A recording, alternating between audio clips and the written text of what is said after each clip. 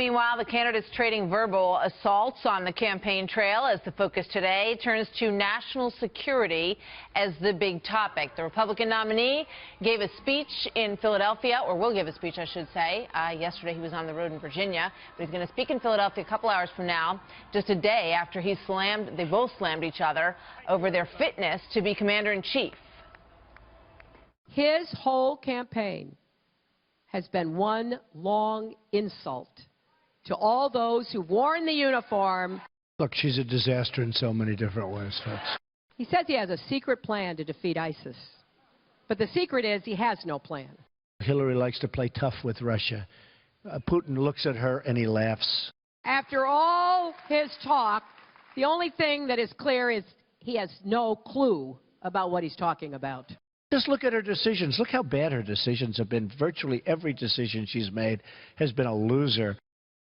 Starting to get a feel for what these debates might look like. Senior national correspondent John Roberts joins us now. He's in Philadelphia this morning. Good morning, John.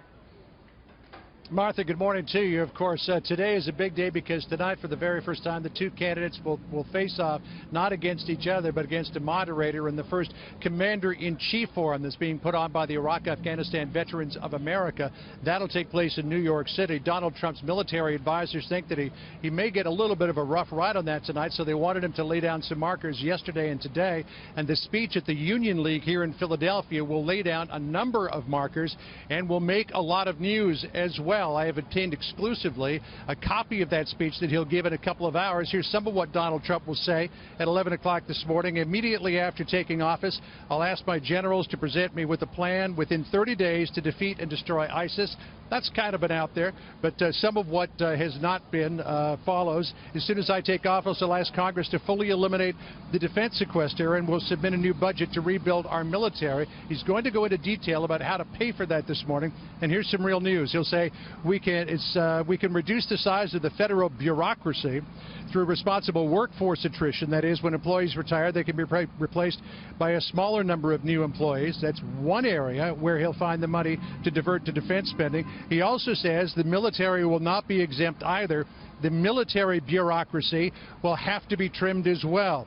We also propose to rebuild the key tools of missile defense. This is new, starting with the Navy cruisers that are the foundation of our missile defense capabilities in Europe, Asia, and the Middle East. He promises that this is going to be a 50-state effort. Every state in the Union is going to be involved, creating jobs across the country to resupply the military. He is going to talk, and this is probably the most significant part of the speech as well, he is going to talk specific troop numbers, size of divisions, number of ships, number of aircraft that would be in the new military as rebuilt by Donald Trump.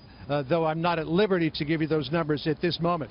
Donald Trump also saying, kind of the theme of this whole thing, instead of an apology tour, I will proudly promote our system of government and our way of life as the best in the world, just like we did in our campaign against communism during the Cold War. So, Martha, he's going to lay down a number of markers today ahead of that big forum tonight. By the way, we'll also get some fundraising numbers from the Trump campaign. I've learned exclusively that number is said to be somewhere in about the $90 million range, which is an aggregate, would be less than Clinton's $143 million during the month of August. We don't know yet how much of that will go to the campaign. When it comes to the Clinton campaign, $62 million of that $143 million went to the campaign, the rest to the various other Democratic groups.